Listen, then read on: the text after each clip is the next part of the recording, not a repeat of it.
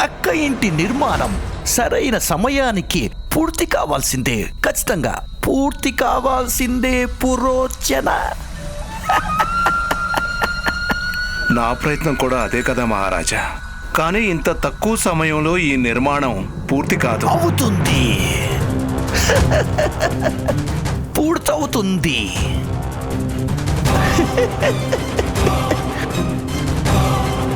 పురోచన రా, నీకు చెబుతాను రా. లక్క ఇంటి నిర్మాణం ముందుగా మనం అనుకున్న సమయానికి పూర్తి కావాల్సిందే. పూర్తి కావాల్సిందే.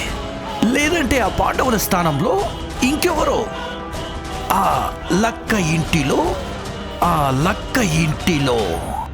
భస్మైపోతారు.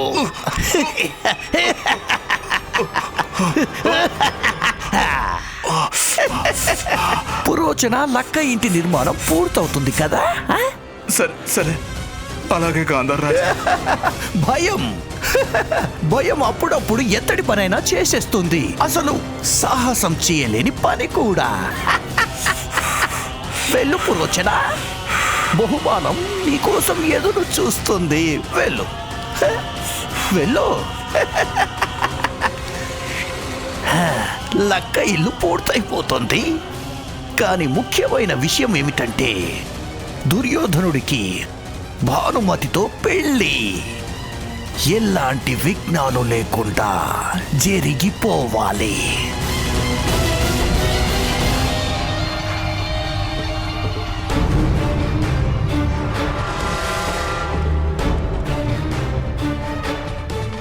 రెండు లక్ష్యాలు: ద్రోణుడి వధ, హస్తినాపుర వినాశనం.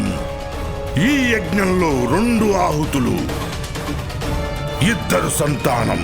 1 కొడుకు ద్రోణుడి వధ కోసం, 1 పుత్రిక హస్తినాపుర వినాశనం కోసం. మరైతే ఆలస్యం ఎందుకు? యజ్ఞాన్ని ప్రారంభించండి.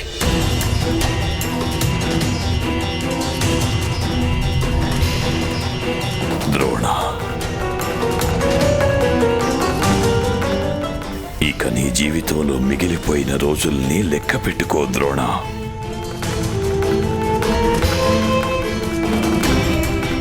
ఎప్పటిదాకా నేను ఆ కోరికను తీర్చుకోలేను. అసలు నేనిక్కడి నుంచి లేవను.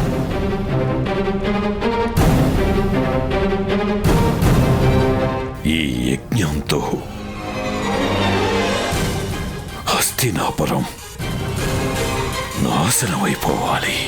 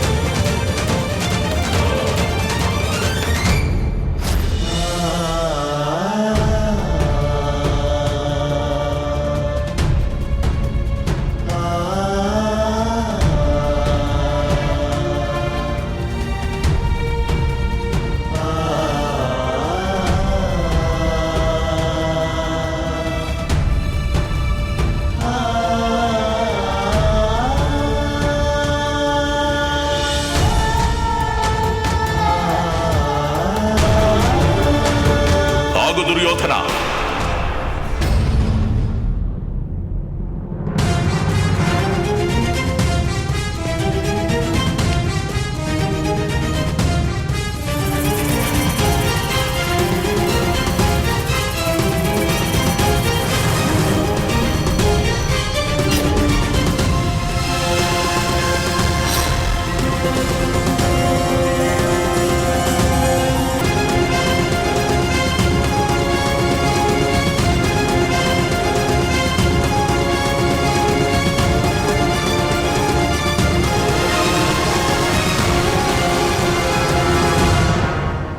మీరా? రండి పితామహ. నేను చాలా అదృష్టవంతుణ్ణి. అందుకే నా పెళ్లికి మీ ఆశీర్వాదం లభిస్తుంది. రండి. నువ్వసలు అలా ఎలా ఆలోచించావు దుర్యోధన? ఇలా బలవంతంగా పెళ్లి చేసుకోవాలని. దానికి నేను ఆశీర్వదించాలా?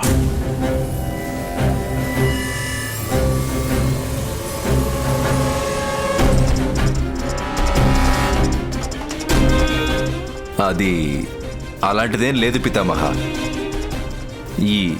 ఈ పెళ్లి భానుమతి ఇష్టంతోనే జరుగుతోంది.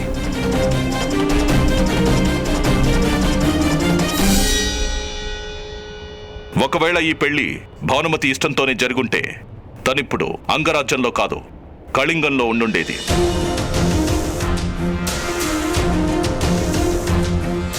అలాగే నువ్వు తనని అపహరించాల్సిన అవసరం ఉండేది కాదు దుర్యోధన.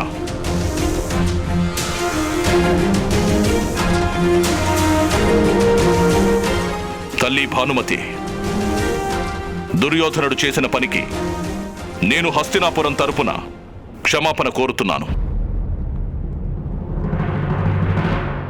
నువ్వు నాకు నిజం చెప్పు తల్లి. నువ్విప్పుడు ఈ పెళ్లిని ఏదైనా అశక్తత వల్ల చేసుకుంటున్నావా?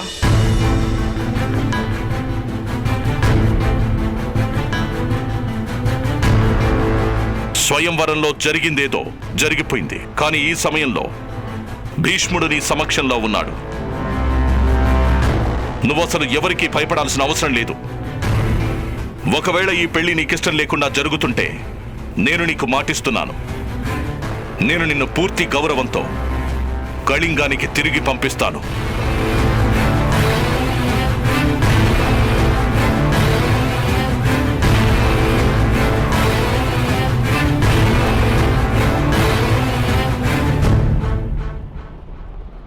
నేను గౌరవంగా వెళ్ళాలనుకుంటున్నాను మహామహితాత్మ.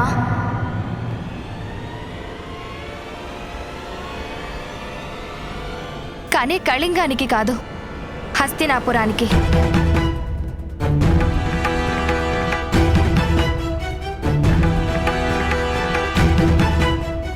ఎందుకంటే ఈ వివాహం నా అనుమతితోనే జరుగుతోంది.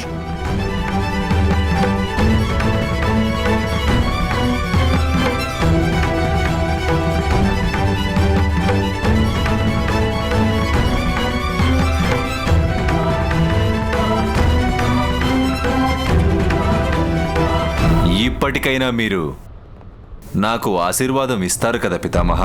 అలాగే మిత్రుడు కర్ణుడికి కూడా. నాతో పాటుగా ఇవాళ తను కూడా దాంపత్య జీవితంలోకి ప్రవేశిస్తున్నాడు.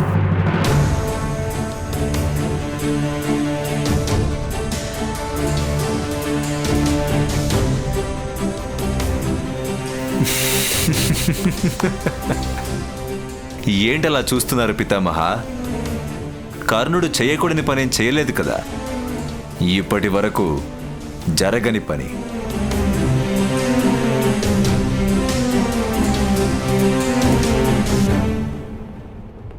కర్ణుడు అలాంటి పని చేశాడు. ఇవాల్టి దాకా జరగని పని.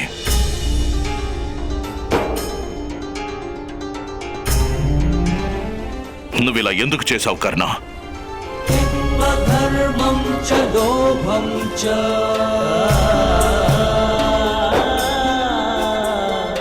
మోహం చ భ్రమస్థితః. వివాహ ప్రక్రియని పూర్తి చేయండి పంతులు గారు.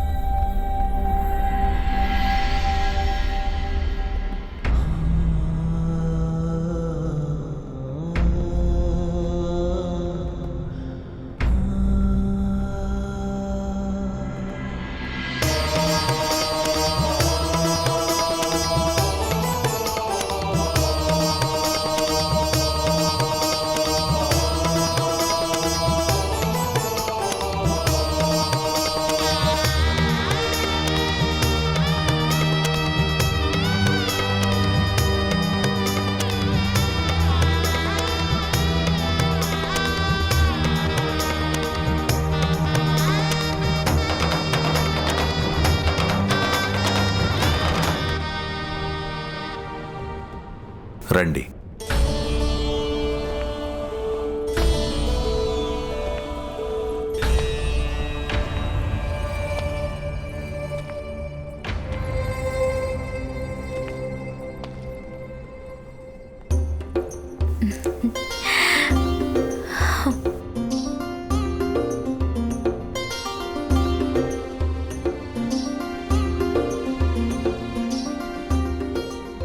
శుభాకాంక్షలు.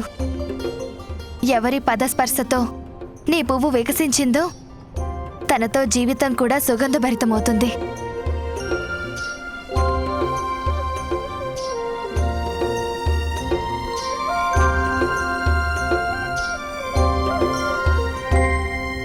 అంగరాజా కర్ణ,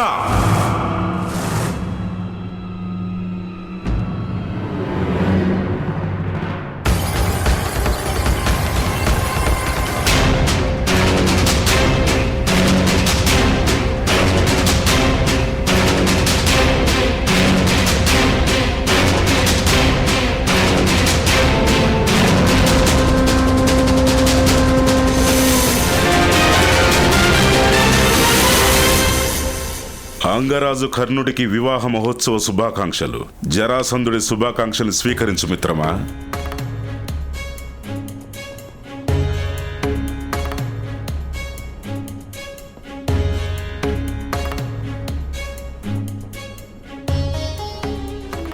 ఆహ్వానించకుండానే మీరిక్కడికి వచ్చారే మగధరాజా? చాలా స్పష్టంగా ఉంది, మీరిక్కడికి రావడం కేవలం శుభాకాంక్షలు చెప్పడానికే కాదు. అసలు ఈ ప్రపంచంలో కారణం లేకుండా ఏం జరగదు అంగరాజా. జన్మించడానికి కారణం ఉన్నట్టే మరణానికి కూడా కారణం ఉంటుంది.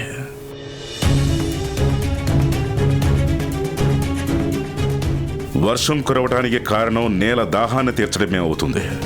అలాగే అగ్ని మండటానికి కారణం ఘర్షణ అవుతుంది. అలాగే ఇద్దరు మనుషులు మిత్రులుగా ఎందుకు మారతారంటే వాళ్లకు తమ శత్రువుల కంటే అధిక శక్తివంతులు కావడానికి. నేనిక్కడికి రావటానికి కారణం ఉంది, కానీ నా దగ్గర ఆ మాత్రం సమయం ఉంది. నీ వివాహ మహోత్సవం పూర్తయ్యేదాకా నేను ఆగగలను. పెళ్లి చేసుకో. కారణం ఆ తర్వాత చెబుతాను అంగరాజా.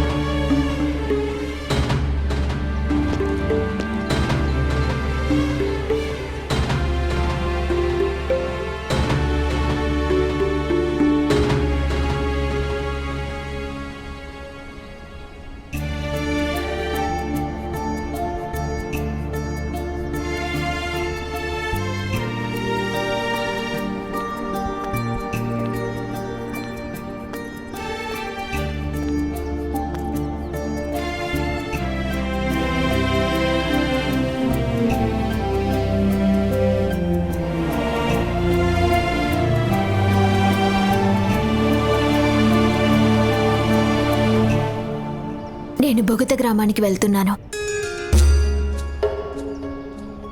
నా గురించి నువ్వేం దిగులు పడొద్దు. నాన్నగారు నాకు తోడున్నారు.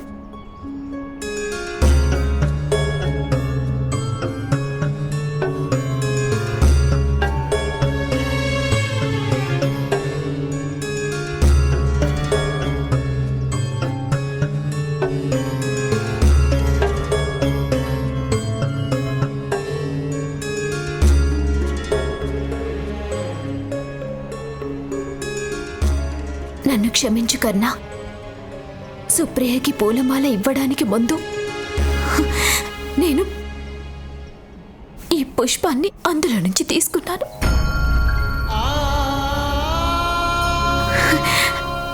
నీకు గుర్తుందా కర్ణా? నువ్వే చెప్పావు కదా మన ప్రేమ పువ్వులా సుగంధభరితమైనదని.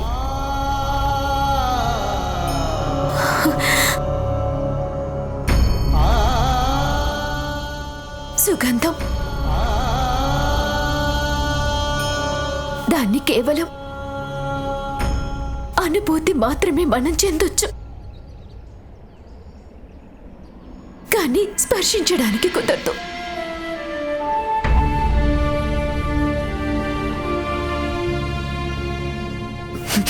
వెళ్ళు కర్ణ, ప్రియమైన నీ గృహస్థ జీవితాన్ని ప్రారంభించు.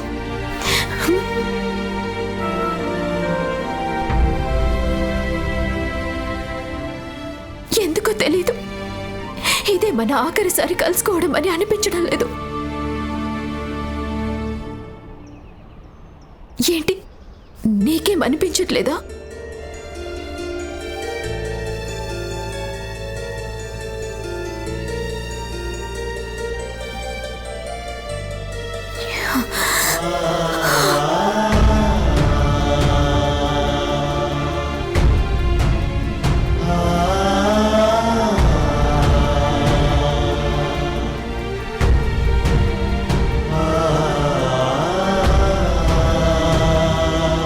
నేనెప్పుడు నీలో నా నాయకుణ్ణి చూసుకున్నాను. తనకి పూర్తిగా తన కర్తవ్యమే ప్రధానమైనది కన్నా. ఎప్పటికీ నీ ధర్మాన్ని నువ్వు నెరవేర్చాలి. ఏది మంచిదనిపిస్తే అదే నిర్ణయం తీసుకో. దాన్ని నేను నీ నుంచే నేర్చుకున్నాను. పైగా దాన్నే నేను ఆచరించాను. నేను వెళ్తున్నాను కర్ణా. కానీ ఏ విధంగా ఓ దీపం కొండెక్కితే ఆకాశం మాయమైపోదో, ఓ స్వప్నం ముగిసిపోవడం వల్ల ఆశ కూడా మాయమైపోదు. ఒక పువ్వు ముడుచుకుపోవడం వల్ల వసంతం మాయమైపోదు. ఆ విధంగానే నువ్వు కోరుకున్న వ్యక్తి నీ జీవితంలోంచి వెళ్ళిపోవడం వల్ల నీ ప్రయాణం ముగిసిపోయినట్టు కాదు.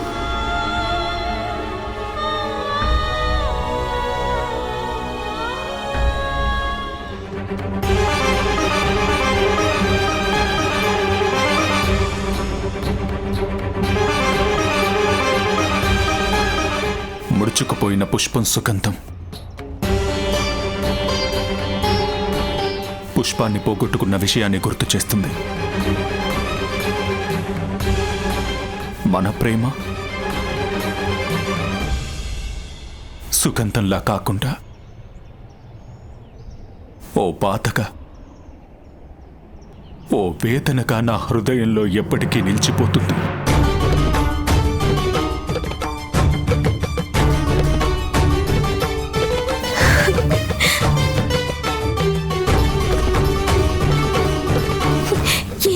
అయితే ఏంటి కర్ణా, ప్రేమ అలాగే ఉంటుంది కదా.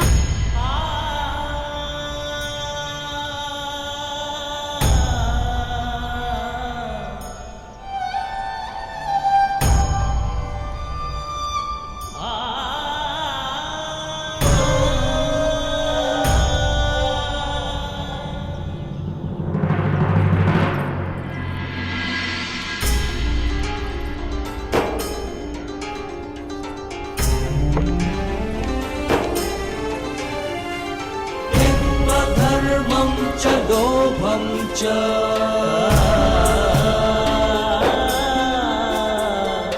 मोहं च भ्रमस्थितः